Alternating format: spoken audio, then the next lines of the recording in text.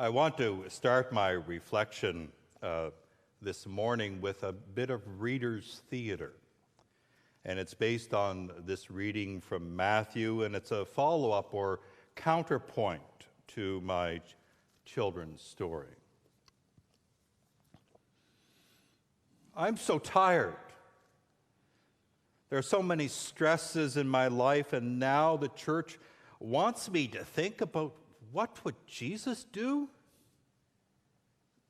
They've got to be kidding. I don't have time for this. There are too many things coming up which need my full attention. And that scripture about Jesus walking on the water to the disciples drives me nuts. Unless you have pontoons on your feet, you just can't walk on water. You know, I think I'm just going to cruise through this Labor Day weekend and then get back into this church thing in the fall.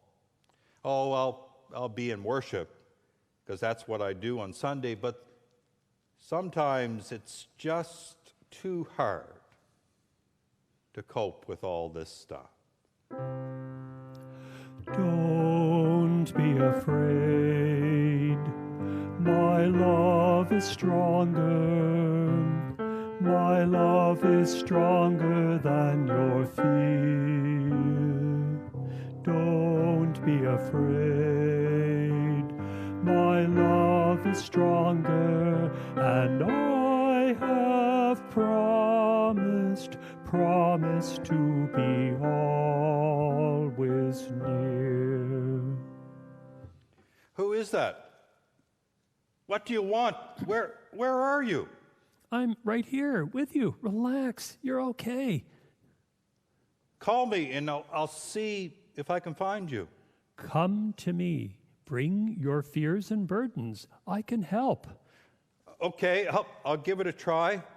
I'm coming in the direction of your voice. I'm right here. Don't be afraid.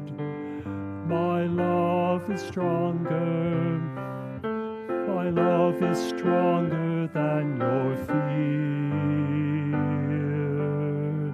Don't be afraid. My love is stronger, and I have promised to be always near. I'm not sure I see you. I'm trying to focus on your voice. This is ridiculous. What am I doing, following a voice? Keep your focus on me. You're almost here now.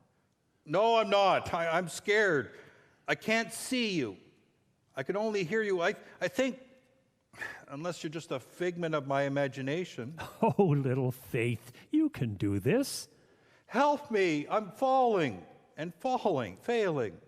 Reach out your hand. I'll help you. Lord, save me. I've got you. You're safe. Place your trust in me. My Lord and my God. Don't be afraid. My love is stronger. My love is stronger than your fear. Don't be afraid. My love is stronger, and I have promised to be always near. This is a wonderful story from Matthew's Gospel. It was actually part of the lectionary series on the second Sunday of August, but it's a story that means a lot to me. And it's a story in which in Matthew, and most scholars will say that it's a post-resurrection story that finds its way back into the main story. Post-resurrection, and what I mean is that when the church is trying to figure out how they are going to live without Jesus, without his physical presence, and what it means to live with this resurrected Christ, They are working through their fears and through their anxieties, and they know full well that when they get into the boat and when they step out, that the seas aren't going to calm down, but there is a presence, someone who cares. Jennifer Brooks poses these questions. What does it require for one to acknowledge Jesus' presence in turbulent times in the church? When doubts arise, how does the church find assurance in faith that Jesus is present to save? And so in this story, his actions model for the disciples the needs to move beyond their fear to faith, openly seeking God's grace by daring to step out of the boat. So as we try to figure out our new routine of being church, even in the simplest act of gathering together, whether it is in person or virtual, how do we figure out school and childcare and work routines? How do we figure out our finances in these difficult and challenging times? How do we live in the midst of the fear, in the midst of the tumult, in the midst of the storm? What is clear from this passage is that we are called to step out in faith.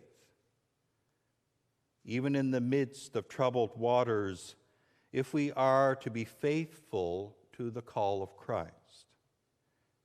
Stepping out in faith is no guarantee that we won't always face troubled waters or we won't be filled with fear, but it is always accompanied by the assurance that Jesus will never abandon us, and that when we need him most, he will extend his arm and lift us out and help us get back into the boat.